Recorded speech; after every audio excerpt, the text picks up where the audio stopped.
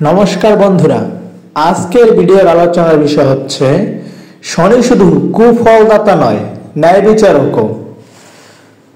জ্যোতিষশাস্ত্র পরম যোগী, পরম ত্যাগী, পরম পবিত্র, পরিশ্রমী, শৃঙ্খল, ন্যায়পরায়ণ এবং ন্যায় বিচারক গ্রহ শনি। শনি সাধারণত মারাত্মক গ্রহ নয়, মানুষের মনুষ্যত্ব জাগ্রতকারী গ্রহ শনি। লোহা এবং সোনা যেমন আগুনে পুড়িয়ে শুদ্ধ করে ব্যবহার উপযোগী করা হয়, ঠিক তেমনি দুঃখ ও কষ্টে আগুনে পুড়িয়ে আমাদের পরিশুদ্ধ করেন শনিদেব। শনি শুভভাবে থাকলে পাণ্ডিত্য, শান্তভাব, ঐশ্বর্য, প্রজ্ঞা, গাম্ভীর্য, ন্যায় বিচার, ক্ষমতা দান করে থাকে। শনি গ্রহ শুভ থাকলে এই সব সুফল পাওয়া যায়। অশুভভাবে শনি গ্রহ থাকলে শোক, দুঃখ, দারিদ্র্য, কপটতা, নিষ্ঠুরতা দান করে থাকেন। অর্থহানি, আত্মবিয়োগ, ব্যস্ত ত্যাগ, ন্যায় বিচার, ক্ষমতা হ্রাসের মতো অশুভ ফল দিতে পারেন। সূর্য এবং ছায়ার পুত্র শনিদেব। প্রবাদ আছে, শনি যার দিকে তাকাবেন তিনি ধ্বংস হবেন। স্ত্রীর প্রতি অবহেলার কারণে প্রাপ্তি এই অভিশাপ। শনিদেবও কারো দিকে তাকিয়ে কথা বলেন না। পার্বতীর পুত্র গণেশের জন্মের পর পার্বতী শনিদেবকে পুত্রের মুখ দেখে আশীর্বাদ করতে অনুরোধ করেন। শনিদেব অনিচ্ছা প্রকাশ করেন। পার্বতীও নারাজ। বাধ্য হয়ে পার্বতীর পুত্র মাথায় দৃষ্টি দিতেই মাথা পুড়ে ছাই। ক্ষুব্ধ পার্বতী অচেতন হয়ে ভগবান বিষ্ণুর তৎপরতা এক হস্তির মস্তক এনে পার্বতী পুত্রের মাথায় রাখতেই জীবন ফিরে পান।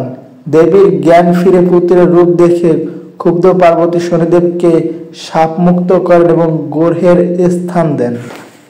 গ্রহ হওয়ার আগে শনিদেবের রূপ ছিল ভয়ঙ্কর, কিন্তু পার্বতীর কারণে এখন শনিদেবের শাপ মুক্ত হয়েছে। অভিশাপ মুক্তর পরে তিনি একজন ভালো গ্রহ হিসেবে স্থান পেয়েছে।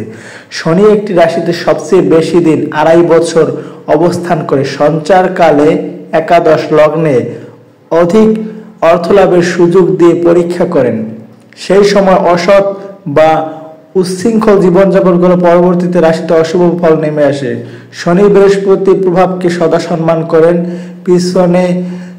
সামনে পিছনে দেবগুরু বৃহস্পতিকে মানিয়েই চলেন শনিদেব। এখন শনি গ্রহকে ভয় পাওয়ার কোনো প্রয়োজন নেই। শনিদেবকে আপনারা ডাকবেন, ভক্তি সহকারে সুফল পাবেন। শনির প্রিয় ধাতু সীসা এবং লোহা, প্রিয় রং নীল। শনির আরাধ্য দেবী দক্ষিণা কালী। শনিবার সন্ধ্যায় শুদ্ধাচারে সংঘর্ষে বা তেলের প্রদীপ দানে শনিদেব প্রসন্ন হন। শনিবার সাত্ত্বিকতা থাকার চেষ্টা করতে হবে। কোনো লোভী কাজ করা যাবে না, কোনো খারাপ কাজে লিপ্ত হওয়া যাবে না।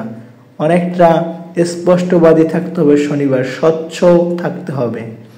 ভিডিওটি ভালো লাগলে অবশ্যই লাইক, কমেন্ট, শেয়ার করবেন। Everybody subscribe my channel. Thank you.